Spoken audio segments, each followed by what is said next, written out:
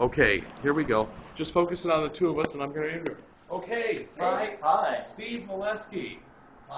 Great to see you. Yes, thank you. This is the Fairbanks Museum here that we're standing on the outside of in beautiful downtown St. Johnsbury, Vermont. Yep. And this is the Steve Maleski of the Eye on the Sky weather forecast. Who's your counterpart here is Mark Breen and Bouchard. Chris Bouchard. Okay. Yep. But this is Steve Maleski. So you've been doing this how many years? 25 years. 25 years. And you did it full time, but then you also went away for a little while? Right. I actually started about 30 years ago and then spent a couple of years down in Georgia working for the Weather Channel. Okay. Before returning here. In Georgia for the Weather Channel? Yep. Okay. Yep. All right. And then, so you're doing this part-time now because you said earlier when I talked to you that you like to actually see the sky. Exactly. And I realized after 20 years that I'd spent about 80% of my waking hours in a basement.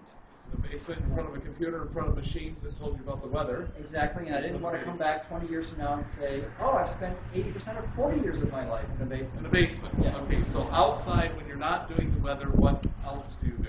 I work in a local greenhouse. Work in a local greenhouse. So I love to be under the sky working with growing things. Okay, growing things. All right, good. Well, I'd see, I think, was there any other questions that we had earlier that we didn't capture when we were talking? Gosh. Well, we took a look at the weather instrumentation. There's weather instrumentation on the top of this Fairbanks Museum. Right, that I climb up to in service every year, and that's a lot of fun. Oh, really? Yeah, it's a great view from the top of that tower.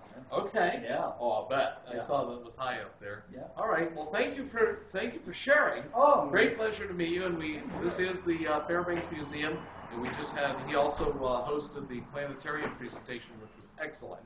So I highly recommend this if anyone's watching this video on YouTube or Facebook. So thank you for your time. And I'm just going to take a minute to just quickly thank you, Jane, for helping. This is Jane who helped us here. Jane Beck is on the trip. Okay, and we're just going to look around. This is the This is the outside here of the museum. Yep. And carefully, you can see some carvings up here. Let me run around out here. Hold on. Okay, say again. What were you saying? I think their names are underneath them. Agassiz is one of them, and Audubon is another. There's Audubon, Agassiz, and Humboldt right here. And what are these guys? Those are famous scientists, natural scientists. Okay, should have known that, but don't. And then there are some just gargoyles up there, you can see. Probably looks like, I'll bet that was the face of one of the people that was one of the stonemasons. That's what they often do. They carve each other's faces. Okay. There's another one over there in that tower. Now, where are the instruments that are on the other side? Oh, right? Well, okay, there we go. Look carefully, people. Okay, way up there. And so, how do you climb up there? Do you have to actually climb up that tower? I access the roof through a hatch that you cannot see here. If you go to the planetarium, the top of the planetarium stairs, and then instead of going into the planetarium, you take a right through a little door, you'll go up a staircase, you'll be in the attic, and you climb up through the attic, pop through the roof, hop onto that tower, and just keep on going until you can't go anymore.